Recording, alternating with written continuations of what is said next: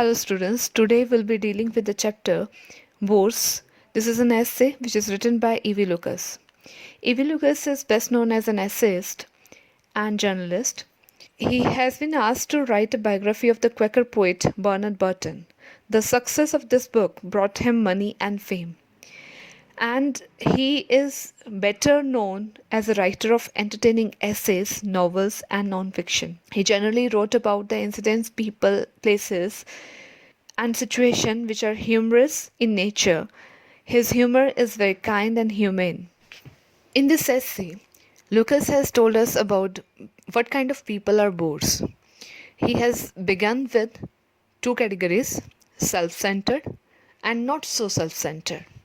In the first category, people have their fixed ideas through which they impart boredom to the people. In the second category, which is the category of least self-centered people, they spread boredom through their personal experiences. Another feature that make a person bored, that is ego. According to the author, it is the bore's foundation stone because an egoistic man always talks about the incidents keeping him as a central figure. His house, his garden, his wife, his children, himself, his car, his handicap, himself, his health, his ancestry, and himself. Many people confine to them for help. Bore people feel themselves very privileged and superior. Their superiority complex make them think that there is nothing above them. That is, they consider open air as the best church.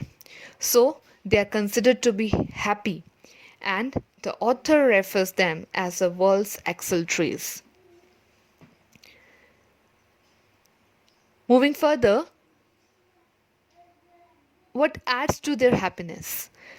The availability of the listener makes them happy, and they find the listeners very easily.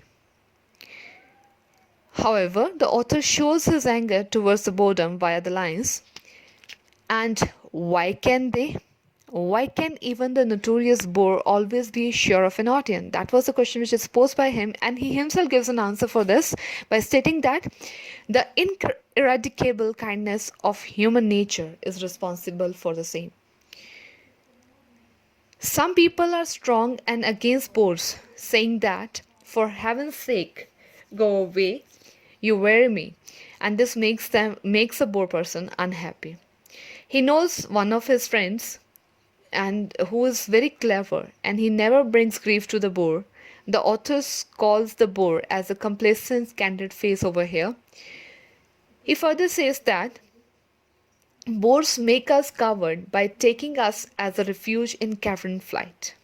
Crafty people are seldom bores, and very busy men are seldom bores.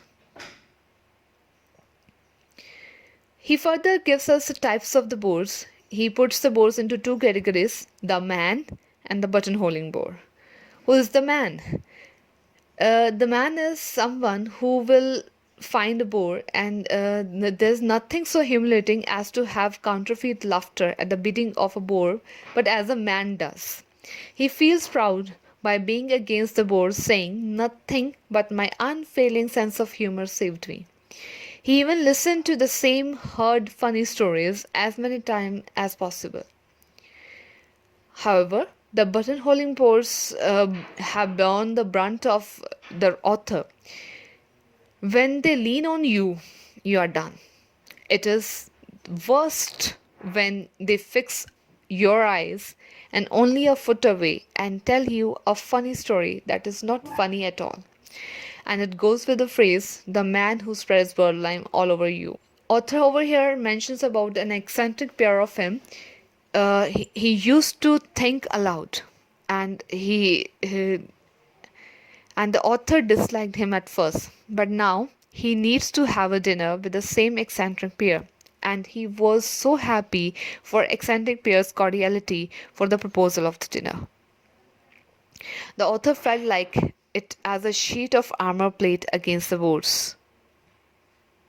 You just express your thought, that you don't like that person is boring one in your thoughts, and the person will get a clue and won't trouble you anymore.